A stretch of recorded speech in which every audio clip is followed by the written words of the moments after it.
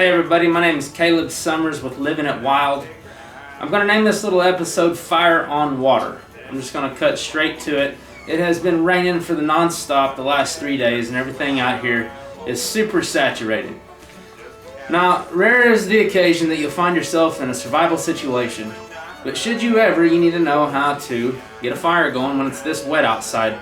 Water is running everywhere. All the firewood out here is wet.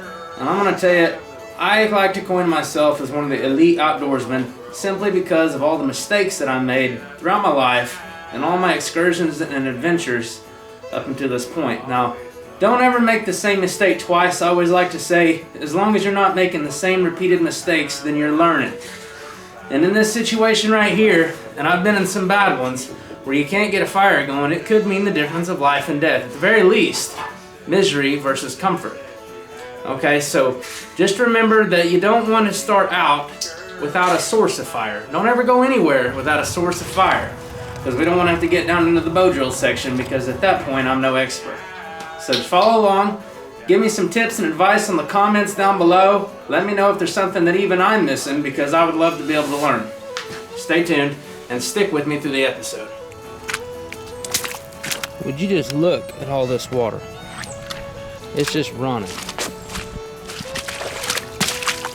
So you can imagine how everything out here is just soaked. I'm having some camera issues there. Alright, I'm back. Alright, anyway, everybody, here's what's just happened. So I've traveled up to my wood cutting spot. This is my favorite spot right here. You'll see I've got an old oak tree knocked down right there. This is, I really like to cut a lot of wood. Got some ash stacked up over there in the corner. And good squirrel hunting spot back in here too. You notice I kept my rifle with me. That's not a 22. In fact, that's a 357 Magnum. I ain't seen a squirrel yet that can stand up to it. Moral of the story is saturation of wood. I'm gonna show you what's going on right here. I just took this tomahawk right here and drove into this wood. Now I'm gonna show you what the moisture content is on everything in here. Just watch that. Look at all that juice just pouring out of it. Now try to burn that, you know what I mean? So it's either gonna be a cold night around the camp, or you're just not gonna have to, you have to eat a cold meal, do whatever. If you don't wanna do any of that stuff, you're gonna have to get to the core of everything. The core, all right? See this wood right here I'm fixing to split? Everything that's soaked is always gonna be on the outer core or on the outer edges and stuff. We gotta get to the inside of that. So we're just gonna break this down.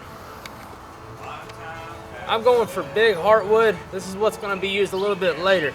Got this big chunk right here. I bet she'll go probably 200 pounds all day.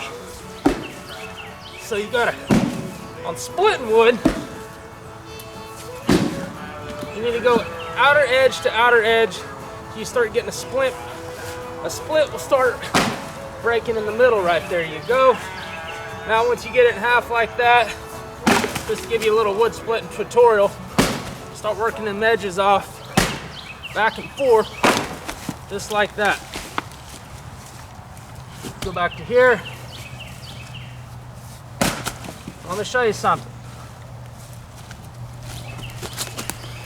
All that wood's wet. Right there on the outside. All of this is all real dry. All right. It's this right here that you want. And then you'll put that in there in the very beginning of your fire. So make sure to remember that. And you can go on a smaller scale, you know, with smaller wood. Not everybody carries a splitting maul with them to keep them handy, but if you'll notice, I got a big knife right here and we'll shave down some wood. So we're gonna split this even smaller.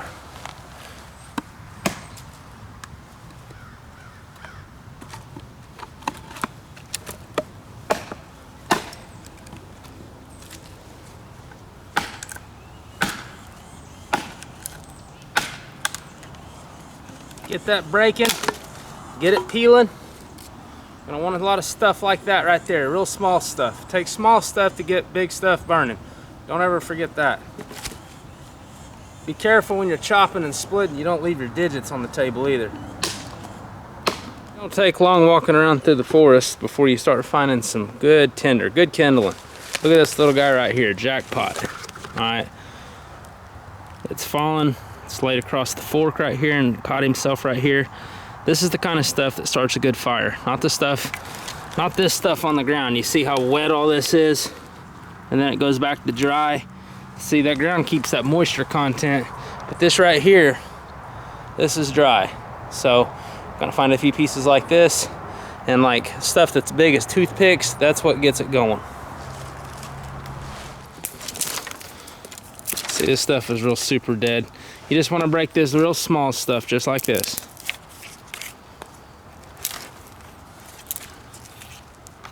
I've got some little bitty limbs and twigs. All right, remember, like I said, don't be picking that stuff up off the ground if you can avoid it, unless it's a limb with another limb coming up, as long as it's off the ground. Never hurts to have in your fire starting kit some kind of paper. Toilet paper works. If you want to be real prepared before you go out, take you some cotton, melt down some wax in it.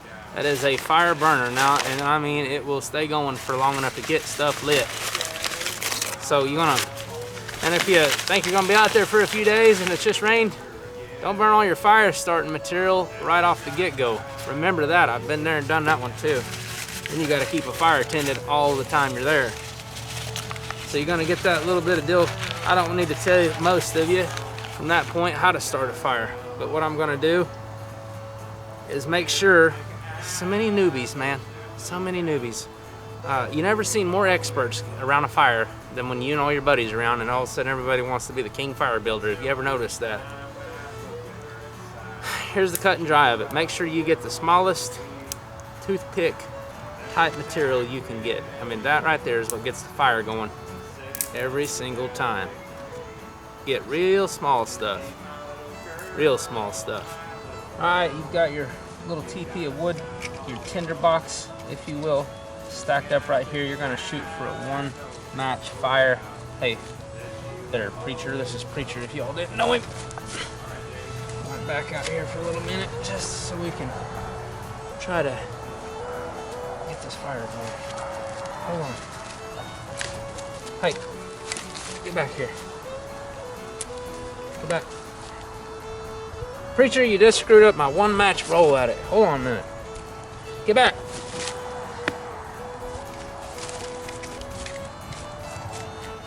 That was interference. All right. See what happens here. Stand around long enough, Preacher, you'll learn something. Want to remember to blow that oxygen to it, keep that air moving.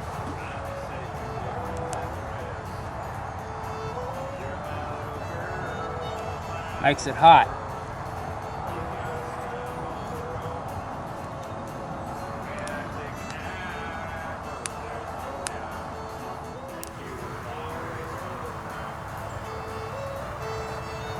Knowing this little stuff right here is the difference of a happy camper and a miserable camper. The guy that stays out all weekend or the guy that folds his tent and goes home that night.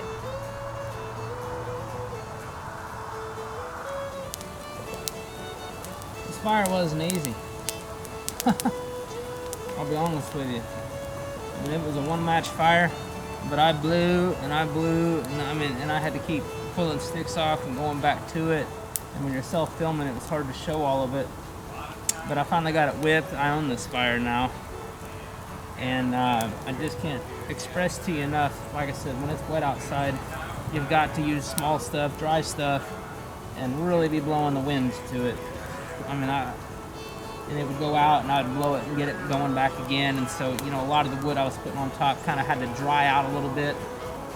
So anyway, it wasn't just the easiest fire I've ever built by any means. So anyway, it's good to go now. If you want to cook over it, sit down. Sit down. If you want to cook over it, shoot a squirrel, build yourself a spit over the top of it. I imagine we'll do that in another episode coming up here before long. But like I said, main thing is, a lot of you think if you didn't know how to do this, it's kind of tough to figure it out when it really counts.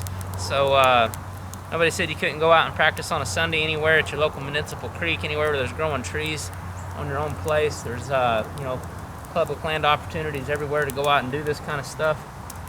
So just a really good thing to know.